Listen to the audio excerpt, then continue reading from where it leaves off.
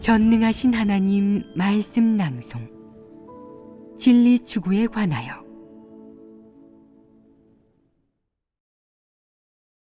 진리 추구란 무엇인가? 5. 지난번 예배 때는 어떤 내용을 교제했느냐? 하나님께서 먼저 샤오샤오와 샤오지의 이야기를 교제해 주셨습니다. 그 다음 사람이 좋은 행위라고 여기는 것들이 무엇을 의미하는지 교제해 주셨고, 사람에 대한 하나님의 요구도 말씀해 주셨습니다.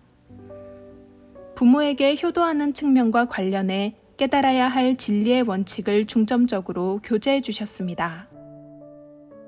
지난번에는 진리 추구와 관련해서 사람의 관념에 가장 부합하는 화제이자 부정적인 화제, 즉 사람이 관념적으로 옳고 좋다고 여기는 행위에 관해 교제하였다.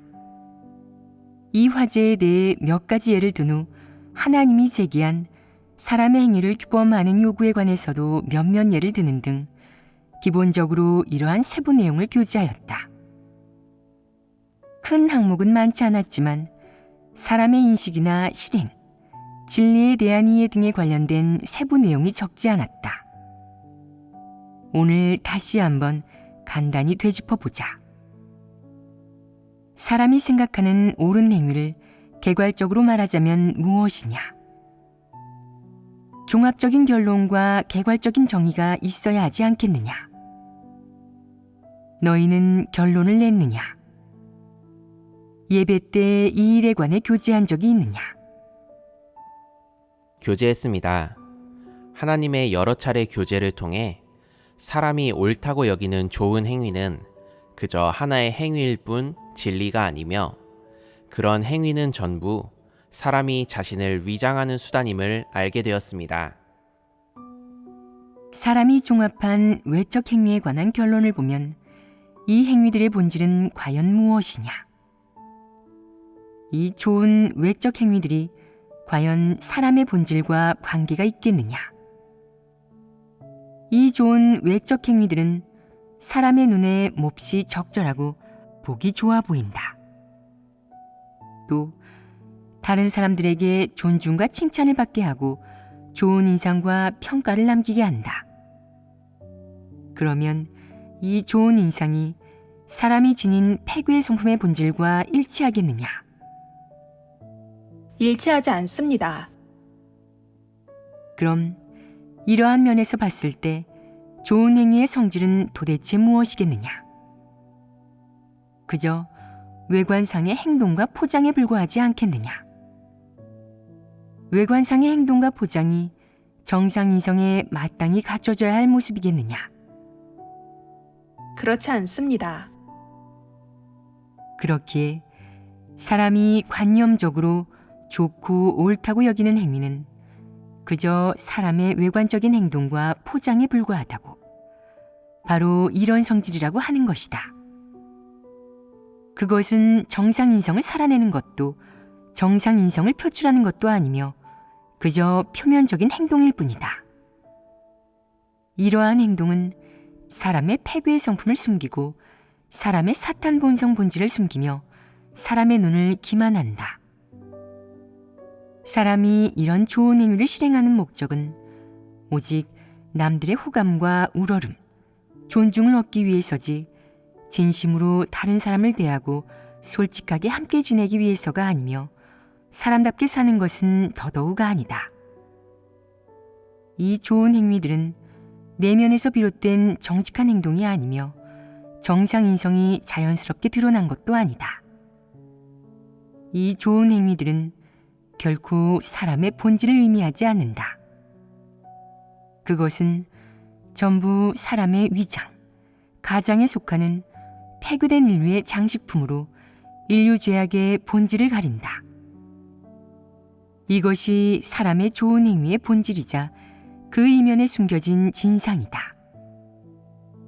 그럼 사람의 행위에 대한 하나님 요구의 본질은 무엇이겠느냐? 지난 2번의 교제에서 우리는 사람이 행위면에서 살아내고 행동하는 것에 관해 하나님이 어떤 요구를 했는지 언급했다. 어떤 것들이 있었느냐? 담배를 피우거나 술을 마시지 말 것, 다른 사람을 때리거나 욕하지 말 것, 부모에게 효도할 것, 성도의 품위를 지킬 것, 우상을 숭배하지 말 것, 간음하지 말 것, 도둑질하지 말 것, 남의 물건을 탐하지 말 것, 거짓 증거를 하지 말 것 등이 있었습니다. 이러한 요구의 본질은 무엇이냐? 그러니까 하나님이 제기한 이 요구들의 전제는 무엇이냐? 기본 조건은 무엇이냐?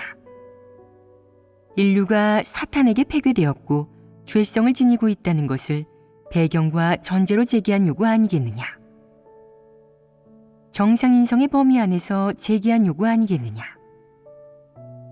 정상인성이 도달할 수 있는 것 아니겠느냐? 전부 정상인성이 도달할 수 있는 것을 기본 조건으로 제기한 요구들이다. 그럼 이러한 면에서 봤을 때 사람의 행위에 대한 하나님 요구의 본질은 무엇이겠느냐? 정상인성을 살아내는 진정한 모습이라고 할 수 있지 않겠느냐?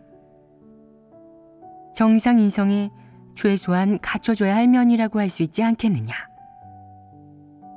우리가 제시한 예시 중에는 성도의 품위를 지킬 것, 자제할 것, 방탕하게 굴지 말 것, 남을 때리거나 욕하지 말 것, 담배를 피우거나 술을 마시지 말 것, 간음하지 말 것, 도둑질하지 말 것, 부모에게 효도할 것, 우상을 숭배하지 말 것 등이 있었다.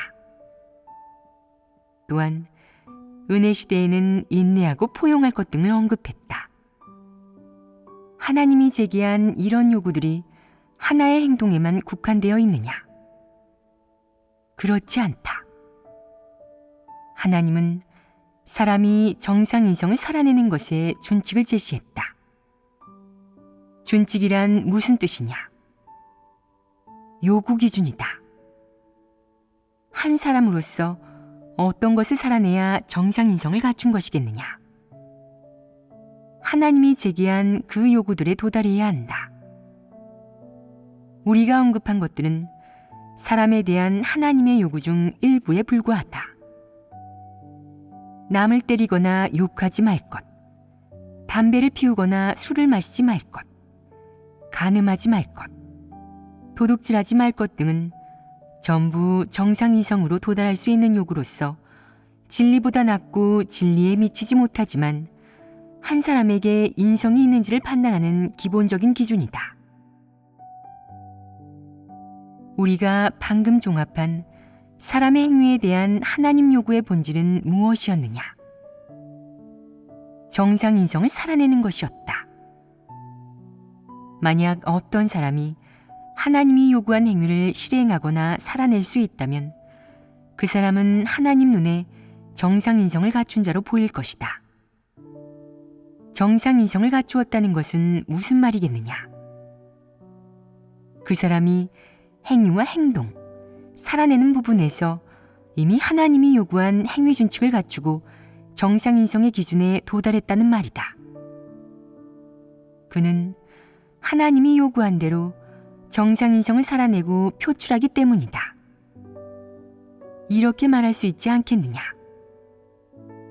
어떤 사람이 하나님을 믿든 안 믿든 진실한 신앙이 있든 없든 만약 도둑질하고 남을 속이며 다른 이의 이익을 점하면서 입으로 늘 상스러운 말을 한다면 자신의 명성이나 지위, 체면 등의 이익과 관련될 때 아무 거리낌 없이 손을 뻗어 다른 사람을 때리고 상처 입힐 수 있다면, 심지어 간음죄를 저지를 수도 있다면, 특히 하나님을 믿음으로 인성을 살아내는 부분에 여전히 이런 문제가 있다면 그 사람의 인성이 정상이라고 할 수 있겠느냐?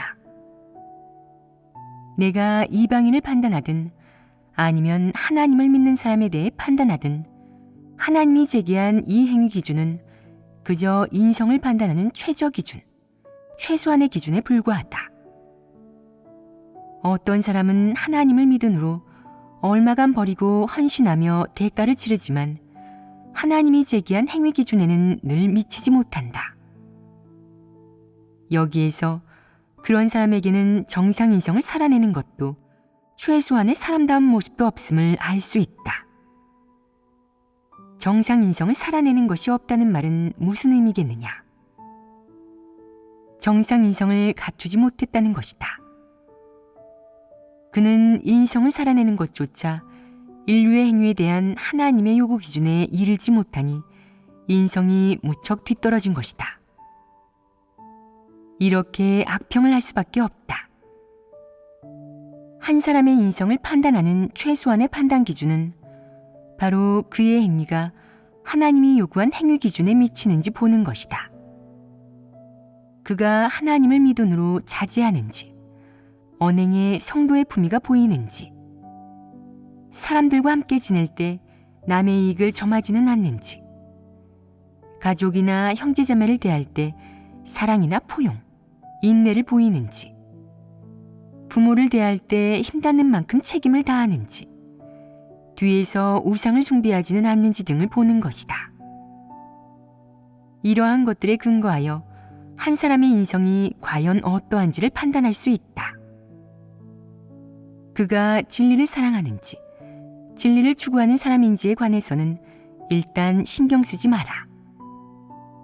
먼저 그에게 정상인성이 있는지, 그의 언행이 하나님이 제시한 행위 기준에 이르는지를 판단해야 한다. 만약 하나님이 제시한 행위 기준에 이르지 못한다면 그 사람이 살아내는 정도에 따라 그의 인성에 평범, 부족, 매우 부족, 최악의 평가를 내릴 수 있다. 이렇게 순서대로 배열하면 정확하다. 어떤 사람이 하나님을 믿은 후에도 슈퍼마켓에서 물건을 살 때나 공공장소에 있을 때 남의 물건을 슬쩍하는 등 나쁜 손버릇을 보인다면 그의 인성은 어떻겠느냐? 어떤 사람은 화가 나는 일이 있으면 욕설을 퍼붓고 심지어는 손을 뻗어 남을 때리기도 한다. 그의 욕은 사람의 본질에 대한 공정한 평가가 아니다. 그저 상스러운 말을 쏟아내며 함부로 남을 정죄하고 원하는 대로 화풀이를 하면서 할 말 못할 말 가리지 않는 것이다. 특히 어떤 사람은 부모나 형제자매, 하나님을 믿지 않는 가족, 심지어 이방인 친구들한테까지 그런 말을 한다. 그의 말을 듣고 있으면 귀가 더럽혀질까봐 피하고 싶어질 정도다. 이런 사람은 인성이 어떻겠느냐? 좋지 않습니다. 인성이 없다고 할 수 있다. 또 어떤 사람은 항상 돈만 생각한다. 돈이 있는 사람, 잘 먹고 잘 입는 사람, 가정 형편이 여유로운 사람이 있으면 늘 그의 이익을 점하려 하고 말을 빙빙 돌려가며 뭔가 얻어내려 한다. 혹은 공밥을 먹거나 다른 사람의 물건을 공짜로 쓰거나 물건을 빌리고 안 돌려준다. 그가 점한 이익이 크지는 않아서 횡령이라고 말할 수는 없지만 손버릇이 나쁜 이런 행동은 정말 비열하고 치사하며 사람들에게 멸시당한다. 더 심각한 사람들은 미색의 눈이 멀어 수시로 이성에게 추파를 보내고 간음까지 저지르며 남녀관계에서 죄를 짓는다.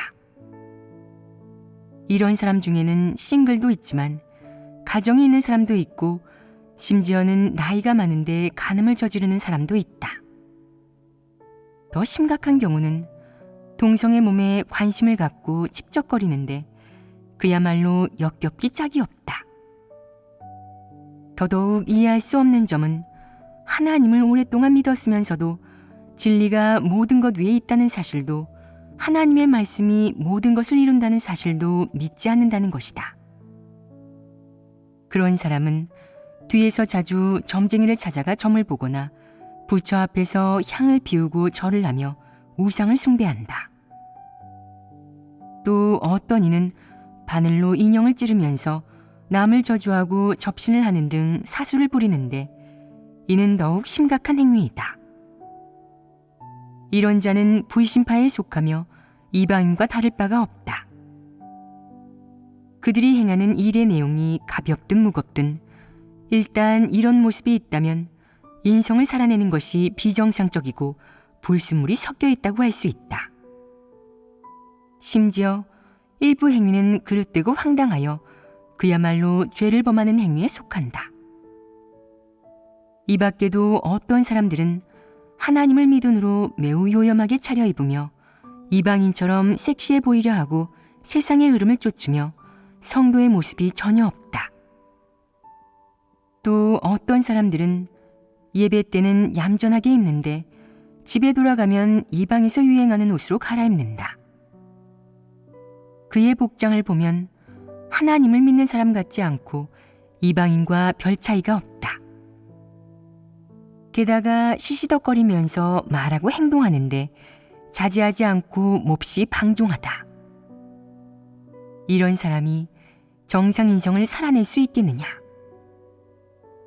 그들은 세상의 흐름과 성적인 매력, 인기를 얻는 것, 남들의 시선을 끄는 것을 추구하여 온종일 단장하고 꾸미며 이성을 유혹한다.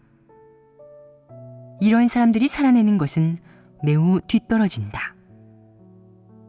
복장과 화장, 언행 모두 제약받지 않고 성도의 품위가 없는 사람들을 하나님이 요구한 행위 준칙으로 판단한다면 의심할 여지 없이 그들이 인성을 살아내는 것이 무척 뒤떨어진다고 할 수 있다. 이 구체적인 사례들로 볼 때 하나님이 사람에게 살아내라고 요구한 행위는 정상인성의 요구에 완전히 부합하며 당연히 정상인성을 지닌 사람이 이룰 수 있는 것이다. 이 말은 무슨 의미겠느냐? 이렇게 살아내야 사람답게 사는 것이고 정상인 같은 것이며 최소한의 정상인성을 갖췄다는 말이다. 하나님이 요구한 세부 내용들을 보면 인성을 살아내는 것들이 거짓도 꾸며낸 것도 남을 기만하는 것도 아니다. 그것은 정상인성에 갖춰져야 할 모습이자 실제이다. 사람은 정상인성을 살아내야 조금의 기만도 없이 사람답게 살 수 있다. 또 사람은 정상인성을 살아내야 남들에게 존중받을 수 있으며 존엄 있게 살 수 있다.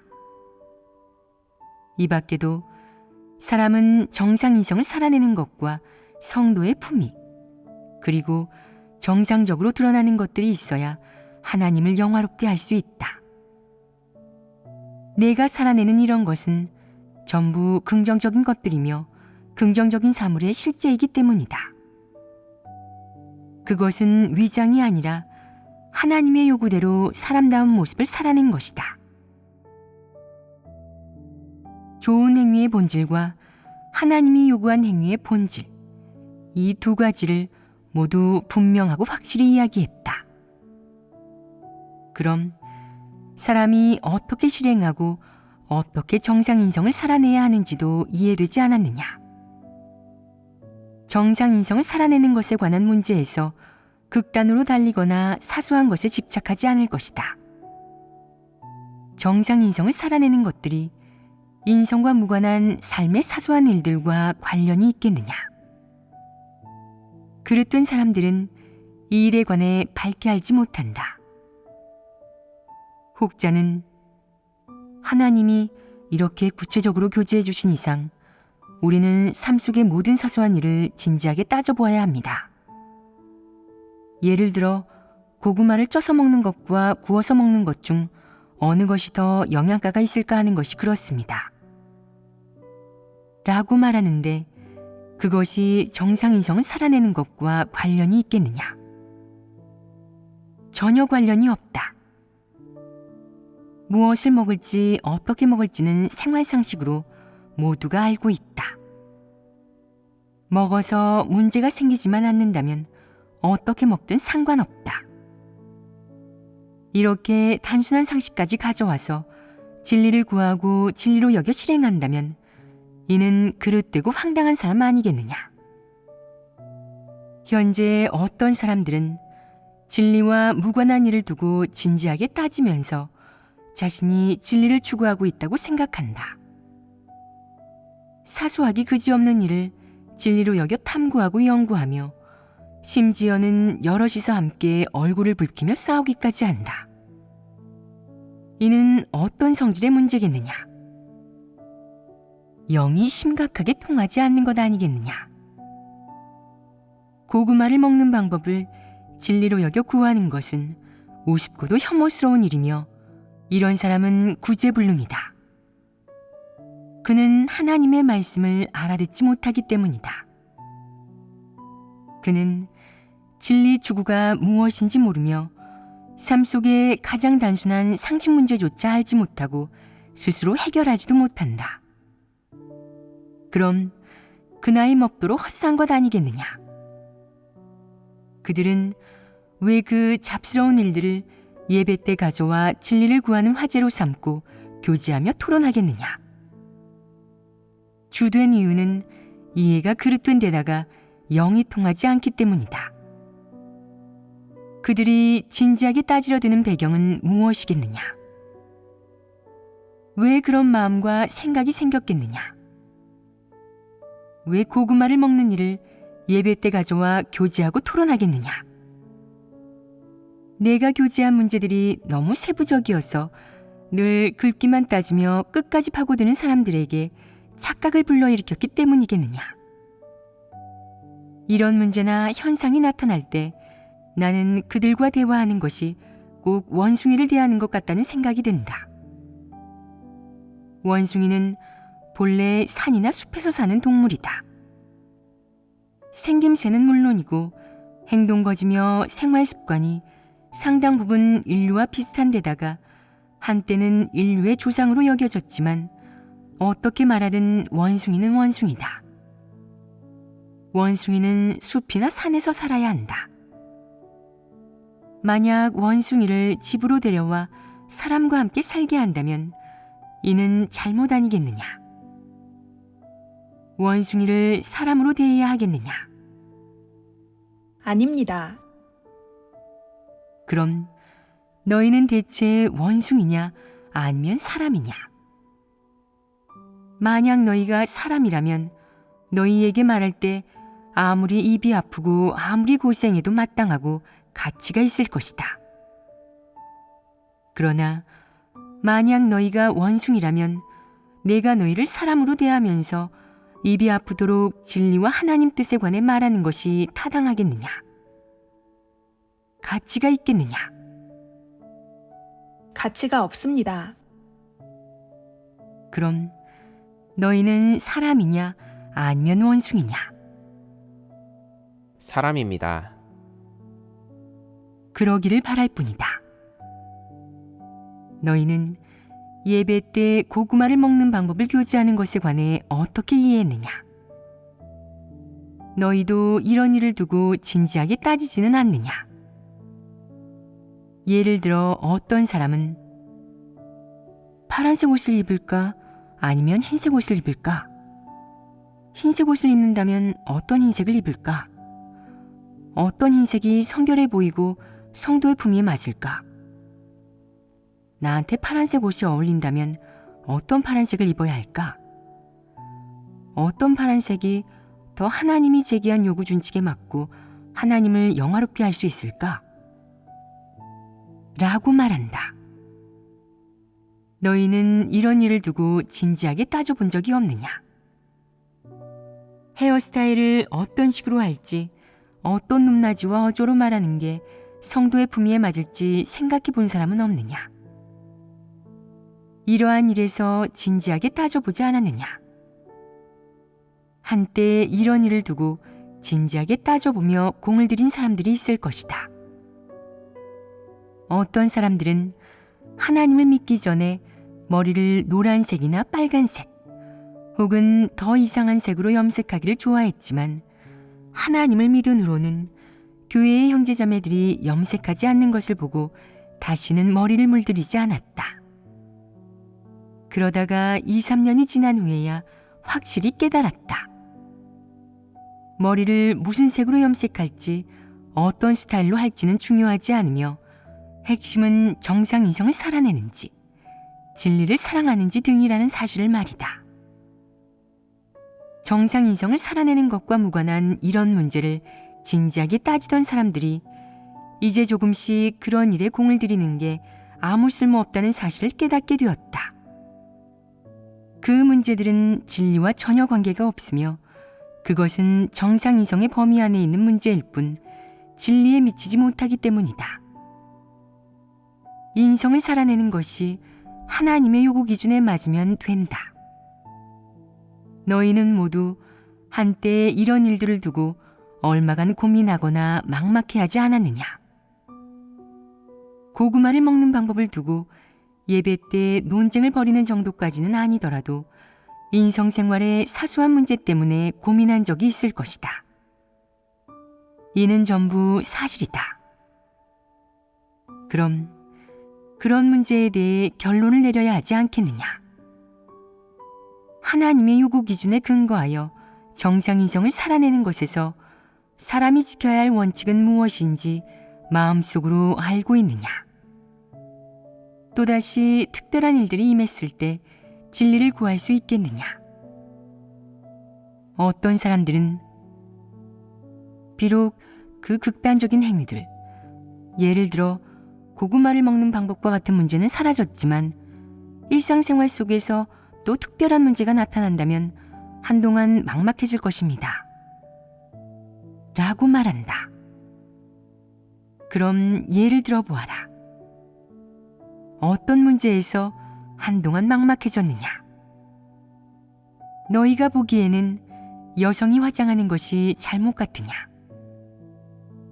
하나님이 요구한 정상 이성을 살아내는 것에 부합하지 않는 것 같으냐?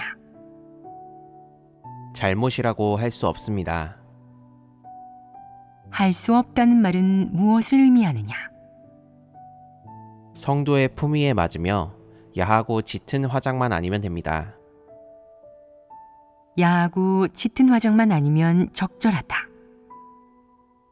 어떤 사람들은 야하고 짙은 화장이 적절하지 않다면 화장하라고 요구하시는 것입니까? 라고 말하는데 내가 그렇게 말했느냐? 화장하는 것은 문제라고 할 수 없으며 정상 인성을 살아내는 것에 부합한다. 여기에서 부합하는 원칙은 야하고 짙은 화장만 하지 않으면 된다는 것이다. 이것이 바로 기준이다. 그럼 여성이 어느 정도까지 화장을 해야 정상 이성을 살아내는 것에 부합하겠느냐? 그 기준은 어디에 있겠느냐? 야하고 짙은 화장이란 무엇을 의미하느냐? 어떤 화장이 야하고 짙은 화장에 속하겠느냐? 이 선을 분명히 하면 어떻게 해야 할지 감을 잡을 수 있을 것이다. 이것이 세부 내용 아니겠느냐? 예를 들어 보아라. 야하고 짙은 화장은 무엇을 가리키느냐? 얼굴은 너무 희게 화장하고 입술은 너무 붉게 칠하며 눈은 너무 검게 표현하여 보는 사람이 불편하고 부자연스럽게 느끼는 것입니다. 마치 귀신 같고 원래 모습이나 면모를 알아볼 수 없어 보는 사람이 깜짝 놀라는 것이다. 몇몇 나라나 민족, 그리고 특수한 직업에 종사하는 사람들은 화장을 매우 짙게 한다. 예를 들어 술집이나 나이트에서 일하는 사람들이 그렇지 않더냐? 그들은 모두 짙은 화장을 하는데 이는 남들에게 도움이 안 된다. 그들이 화장하는 목적은 다른 사람을 유혹하는 데 있다.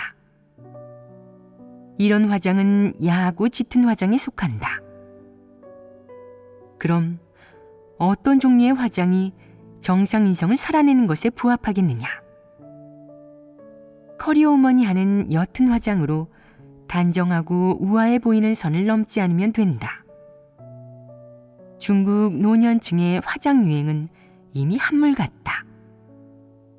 나이가 들었지만 특별한 신분이나 지위가 없는 평범한 서민이 밖에 나갈 때 늘 화장하고 단장한다면 사람들은 그런 자를 보며 늦바람이 났다고 한다. 하지만 서양은 다르다. 만약 내가 사람을 만나거나 일할 때 전혀 화장도 하지 않고 꾸미지도 않는다면 상대는 내가 이를 존중하지도 일에 최선을 다하지도 않는다고, 남을 존중하지 않는다고 말할 것이다. 이 또한 하나의 문화이다. 당연히 이런 상황에서는 최소한 단정하고 성실해 보이는 선에서 화장을 해야 한다. 한마디로 요약하자면 화장을 해도 남들 눈에 정직한 사람으로 보여야지 음탕한 마음이 들게 해서는 안 된다는 것이다. 이렇게 하면 적절하다. 이것이 바로 원칙으로 매우 간단하다. 어떤 사람들은 외출할 때 화장하지 않으면 안 됩니까? 저는 화장하는 게 익숙하지 않습니다. 라고 말하는데 하나님의 말씀 가운데서 구해보아라. 하나님이 화장하지 않으면 안 된다고 하더냐? 하나님은 그런 말을 한 적이 없으며 하나님 집에서도 사람에게 화장을 하라고 요구한 적이 없다. 만약 내가 화장을 좋아한다면 이런 준칙과 범위를 말해주면서 어떻게 하는 것이 적절한지 알려줄 것이다. 하지만 만약 내가 화장을 좋아하지 않는다면 하나님 집에서는 요구하지 않을 것이다. 하지만 기억해야 할 것이 있다. 화장을 요구하지 않는다고 해서 외출할 때 거지처럼 꾀지지하게 하고 나가서는 안 된다. 예를 들어 복음을 전하러 가면서 외출 전에 옷매무시를 만지지도 않고 세수도 하지 않고 꼬질꼬질한 옷을 입은 채 괜찮아, 나는 마음속으로 진리를 깨닫고 있으니까 머리뿐 상관없어 라고 말한다면 이것이 사람들에게 도움이 되겠느냐? 하나님을 믿는 사람이라면 차림새에 원칙이 있어야 한다. 이 원칙의 최저 기준은 정상인성을 살아내야 한다는 것이다. 하나님을 욕되게 하는 일도 내 인격과 존엄을 욕보이는 일도 해서는 안 된다. 적어도 사람들에게 존중받아야 한다. 경건한 수준까지는 아니더라도 최소한 자제하고 단정한 옷차림을 하며 성도의 품위를 갖추어야 한다. 사람들에게 이런 인상을 준다면 그것으로 충분하다. 이는 정상인성을 살아내는 것에 관한 가장 기본적인 요구이다. 외적 행위와 정상인성을 살아내는 것과 관련된 문제들이 하나님을 믿는 사람에게 부담이나 어려움이 되어서는 안 된다. 이는 정상적인 사람이 갖추어야 할 가장 기본적인 부분이기 때문이다. 이 문제들은 추상적이지 않으며 이해하기 쉽다. 그러므로 외적 행위와 정상인성을 살아내는 것과 관련된 화제가 교회 생활에서 수시로 토론하는 주요 문제가 되어서는 안 된다. 가끔 얘기하는 것은 괜찮지만 진리를 구하는 화제로 자주 가져와서 열심히 진지하게 토론한다면 이는 본연의 일을 하지 않는 것이다. 보통 어떤 사람들이 본연의 일을 하지 않느냐? 고구마를 먹는 방법 같은 문제를 가져와서 진리를 구하는 화제인 양 예배 때 토론하고 교제하고 심지어는 여러 번의 예배에서 그 일을 교제하는데 교회 리더가 제지하지도 않는다. 이는 다 영이 통하지 않고 그릇된 사람들의 모습 아니겠느냐. 예배 때 토론해야 할 가장 중요한 문제는 무엇이겠느냐. 진리나 사람의 패괴 성품에 관한 문제다. 진리나 하나님의 말씀은 교회 생활에서 영원불변한 화제이다. 반면 정상인성의 외적 행위처럼 가장 기본적이고 평범한 내용이 교회 생활이나 예배 때 주요 교제 화제가 되어서는 안 된다. 예배 때를 제외하고 형제자매들 사이에 서로 지적하고 일깨워주며 교제하면 충분히 해결할 수 있는 문제이다. 많은 시간을 들여 교제하고 토론할 필요는 없다. 그렇게 한다면 정상적으로 예배하며 하나님 말씀을 먹고 마시는데 영향을 줄 것이고 사람의 생명 진입에도 지장이 생길 것이다.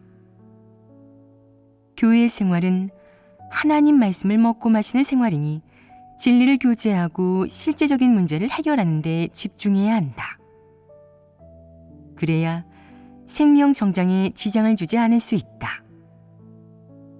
내게 정상 이성의 이성이 있다면 이 일을 어떻게 실행하는 것이 원칙에 부합하는지 밝게 할 것이다. 늘 사소하기 그지없는 일, 진리 원칙과 무관한 일을 따지고 늘 가치도 없는 일에 집착하면서 스스로 지식과 학문이 있다고 생각한다면 해보해야 하지 않겠느냐. 예를 들어 어떤 사람은 차림새에 무척 신경을 쓰면서 하나님을 믿으면 이상한 복장을 해서는 안 되는지 캐묻는다.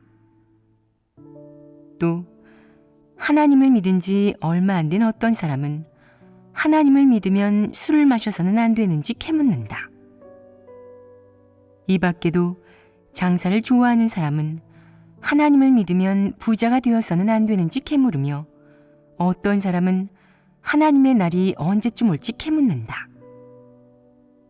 그들은 이런 일에서 진리를 구해 올바른 답을 찾고자 하지 않는다. 이런 일들에 대한 명확한 말씀은 없지만 하나님은 이런 일들을 대하는 원칙을 분명하게 언급했다. 하나님 말씀을 열심히 읽지 않는다면 답을 얻을 수 없을 것이다. 사실 사람은 누구나 하나님을 믿는 것이 무엇을 위해서인지, 무엇을 얻을 수 있는지 알고 있다. 그저 몇몇 사람들이 진리를 사랑하지 않으면서 복을 얻으려 할 뿐이다. 그들의 어려움은 바로 거기에 있다. 그러므로 핵심은 사람이 진리를 받아들일 수 있는지 여부이다.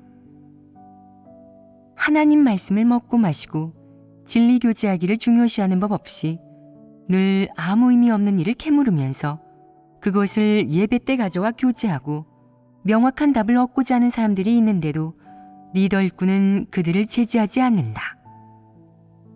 이는 어떤 문제겠느냐?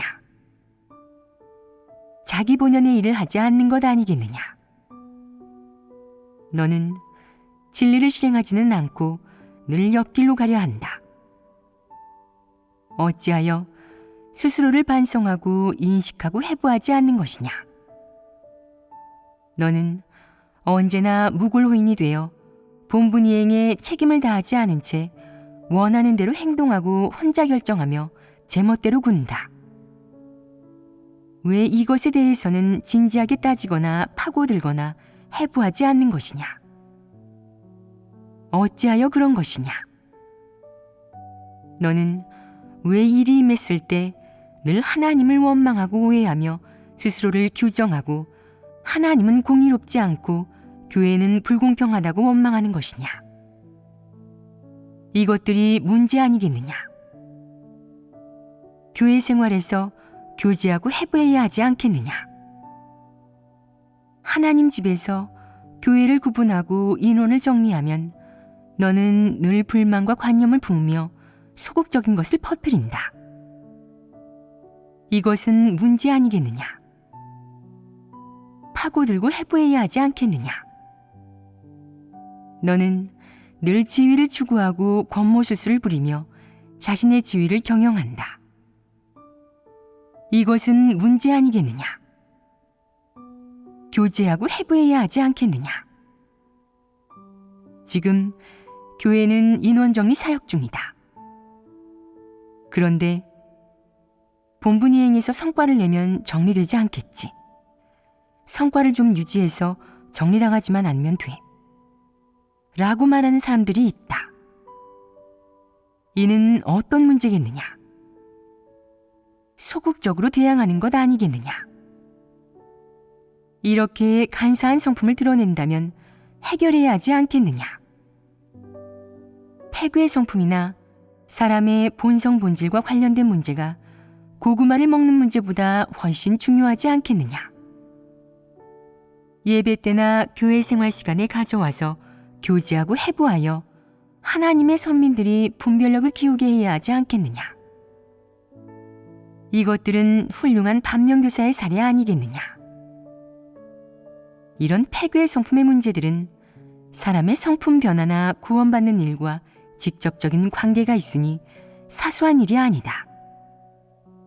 그런데 너희는 왜 이런 것들을 예배 때 가져와 교제하고 해부하지 않는 것이냐? 이렇게 핵심적인 문제를 예배 때 가져와 진리를 구해 해결하기는커녕 사소하기 그지없는 쓸데없는 일들을 끝도 없이 교제하고 작은 문제 하나를 두고 예배 시간 내내 이야기하며 본질적인 문제는 하나도 해결하지 못한 채 시간만 잡아먹는다면 이것이 본연의 일을 하지 않는 것 아니겠느냐. 계속 그대로 간다면 너희는 모두 자질도 떨어지고 어리석은 데다가 본분을 제대로 이행하지도 않고 진리에 이르지도 못하는 폐인이 될 것이다.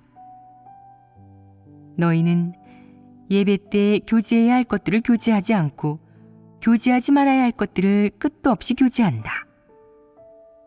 또 언제나 진리와 관련이 없는 것, 개인의 그릇된 이해나 사소한 일에 속하는 것들을 예배 때 가져와 교제하며 모두 함께 토론하게 하면서 시간을 낭비한다. 이는 하나님 선민의 생명 진입에 지장을 줄 뿐만 아니라 교회 사역의 정상적인 진전에도 영향을 준다. 그러니 교회 사역을 교란하고 방해하는 것 아니겠느냐. 이런 일은 마땅히 교란이라고 정의해야 한다. 이는 고의적인 교란이니 이런 사람은 제약해야 할 것이다. 앞으로 예배 때는 하나님 말씀을 먹고 마시고 진리를 교제하며 패괴 성품의 문제, 본분 이행의 어려움과 문제점들을 해결하는 데 집중해야 한다. 사소하기 그지없는 잡일들, 일상생활의 상식과 관련된 일들을 예배 때 가져와 교제해서는 안 될 것이다. 그런 문제는 형제자매들끼리 교제하여 해결할 수 있으니 예배 때까지 교제할 필요는 없다. 교회에는 늘 그릇되게 이해하고 의미 없는 일에 집착하는 사람들이 있다. 사람의 좋은 행위에 관해 교제한다고 하니 그는 정말 행위 측면에 공을 들이는데 왜 그런 것을 교제해야 하는지 알지 못한다. 너희가 말해보아라. 왜 이러한 측면의 문제를 교제해야겠느냐? 이 문제를 교제하여 어떤 성과를 내려는 것이냐? 일단 왜 이 문제를 교제해야 하는지 말해보아라. 사람의 좋은 행위와 하나님이 요구한 행위 준칙에 관한 화제는 어떤 상황에서 제기되었느냐? 진리 추구란 무엇인가라는 화제를 교제할 때 제기했다. 이 문제는 사람의 진리 추구 방법과 직접적인 관련이 있다. 사람이 진리를 추구할 때 보이는 좋은 행위는 모두 진리와 관련되고 상관이 있다. 반면 진리 실행과 관련이 없는 행위는 사람 눈에 아무리 좋아 보여도 진리와는 무관하다. 혹자는 그렇지 않습니다. 당신은 좋은 행위가 진리에 미치지 못한다고 하지 않으셨습니까? 저는 그 부분이 이해가 안 됩니다. 라고 말할 것이다. 너희는 이 문제를 설명할 수 있겠느냐? 하나님은 진리 추구란 무엇인가에 관한 교제를 전제로 사람이 관념적으로 좋다고 생각하는 행위를 해부하고 비판하고 정죄하는 한편 사람의 행위에 대해 하나님이 제기한 준칙이 무엇인지 알려주고 정상인성을 살아내는 올바른 길을 가르쳐 주어 정상인성의 살아냄을 판단하는 준칙을 알게 하였다. 이것을 기초로 마지막에는 사람이 관념적으로 옳다고 여기는 좋은 행위들이 진리의 준칙이 아니며 진리와 상관도 관련도 없음을 알려주는 성과를 냈다.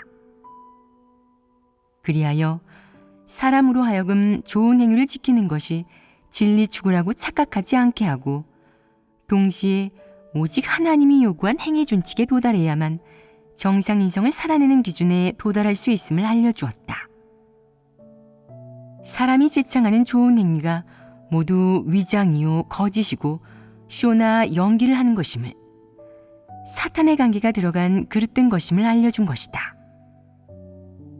오늘 그것들을 빼앗고 없애면 사람은 어떻게 실행해야 할지 모르겠느냐. 마음속으로 그럼 대체 무엇으로 살아가야 하지? 하나님이 요구하신 행위 준칙은 대체 뭐지? 라고 생각할 것이다. 사람의 행위에 대한 하나님의 요구와 준칙, 그리고 세부적인 가르침들은 이렇게 간단하다.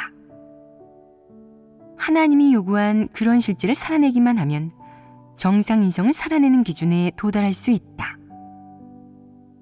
사람은 이 일에서 지나치게 파고들거나 막막해하거나 어리벙벙하지 않을 것이다.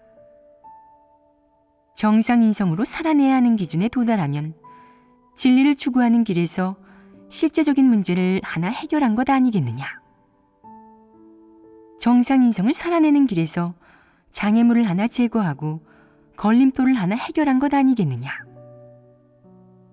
적어도 지금까지 사람이 숭배해온 교양 있고 살이 밝은 것, 상냥하고 친절한 것, 가까이 하기 쉬운 것 등의 표면적인 행동은 더 이상 사람의 추구 목표가 되지 않을 것이다.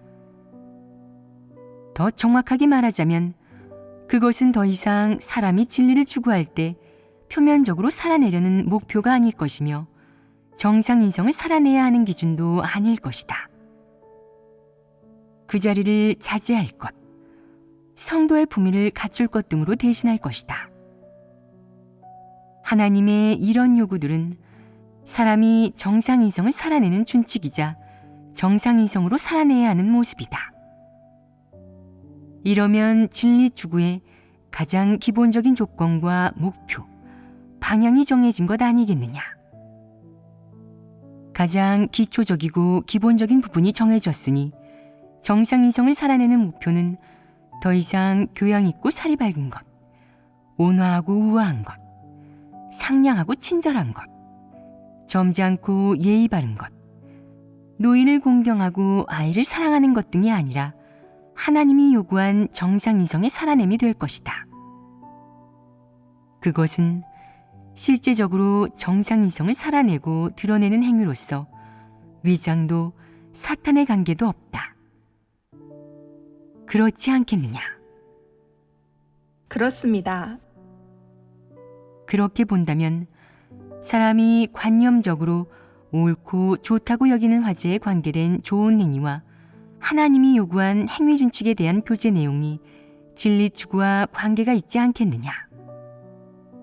그렇다. 그것은 어느 정도 진리 추구의 기본 방향과 목표를 정해준다. 그렇게 한다면 최소한 진리를 추구하기 전까지 정상인성을 살아내는 내 목표가 올바를 것이다. 그 목표는 인위적인 행동이나 포장, 위장이 아니라 하나님이 요구한 인성의 정상적인 살아냄이다. 이 화제가 진정한 진리 추구와는 어느 정도 거리가 있지만 진리 추구라는 큰 방향에서 보면 없어서는 안 될 내용이며 사람이 알아야 하는 가장 단순하고 기본적인 행위 준칙이다. 교제한 이 화제가 진리 추구나 진리의 준칙과 얼마나 멀리 떨어져 있든 그것은 하나님의 요구나 하나님이 인류에게 제시한 행위 준칙과 관련이 있고 당연히 어느 정도는 진리의 준칙과도 관련이 있으므로 사람은 이러한 문제들 또한 알아야 한다.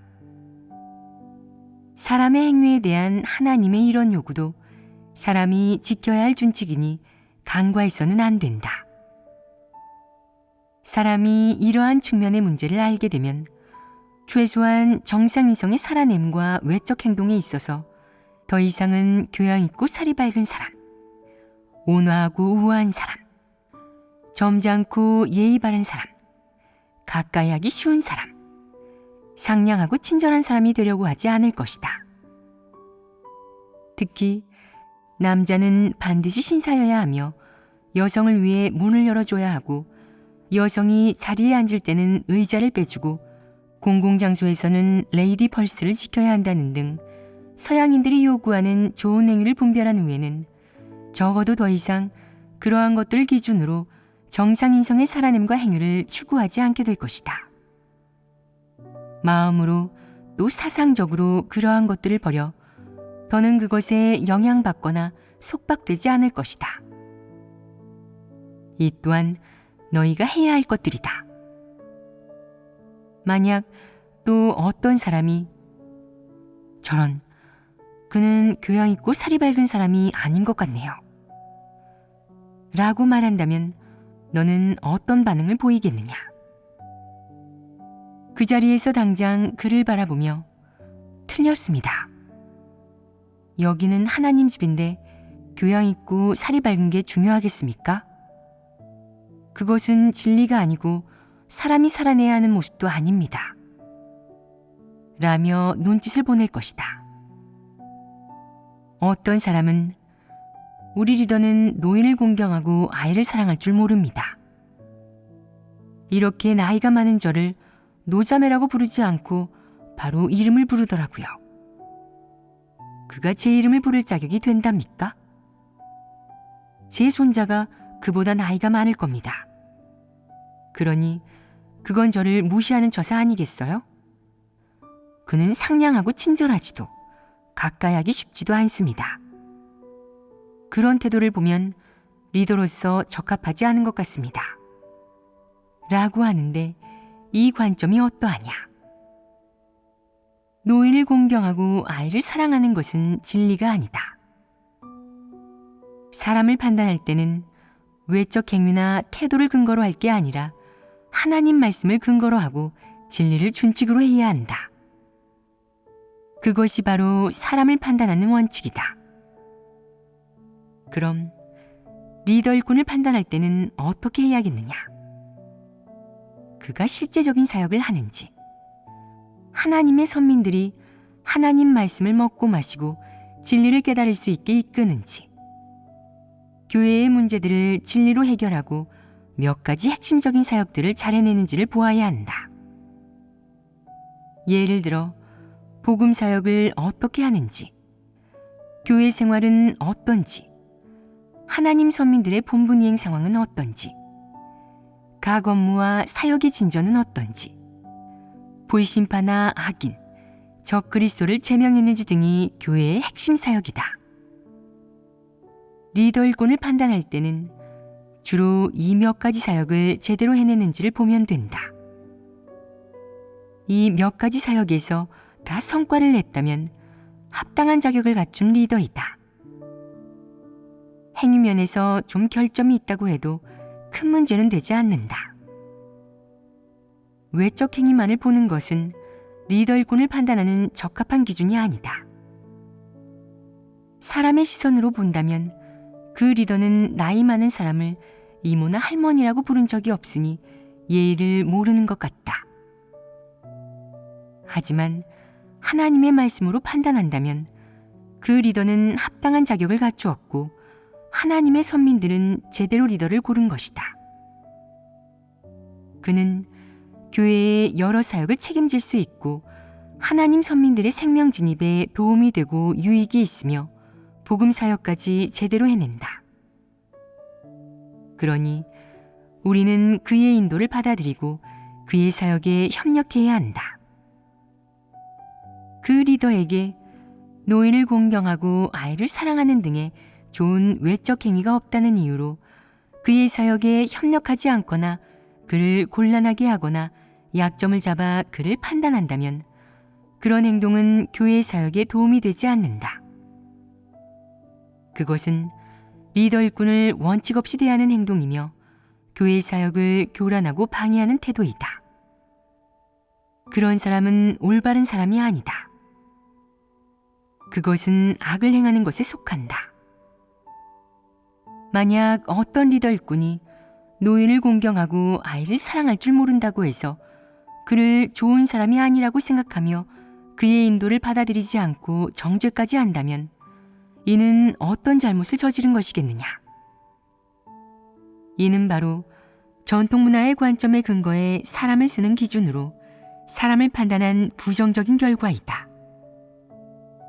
만약 모두가 하나님의 말씀과 진리에 근거하여 사람을 판단하고 리더 일꾼을 뽑는다면 이는 정확하고 하나님의 뜻에도 부합한다. 그것은 한편으로는 사람을 공평하게 대할 수 있으며 다른 한편으로는 교회 사역의 정상적인 진행을 지킬 수 있어 하나님도 사람도 만족할 것이다. 그렇지 않겠느냐?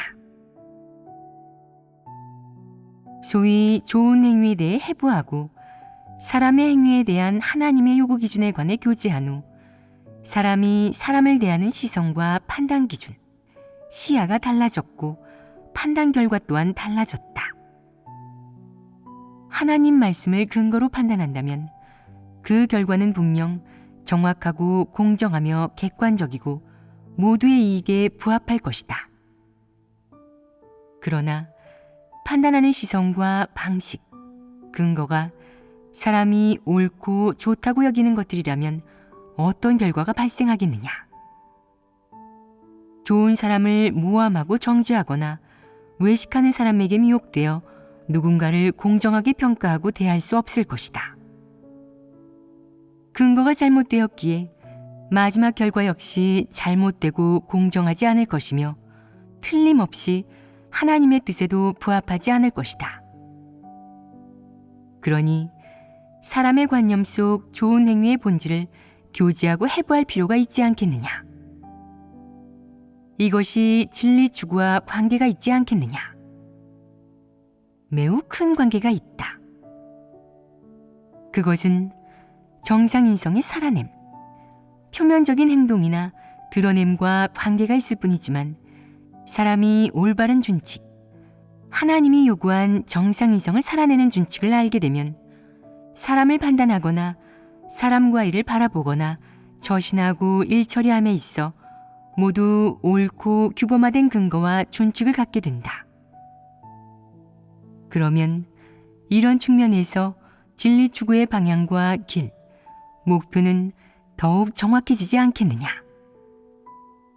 더욱 정확해지고 규범화될 것이다.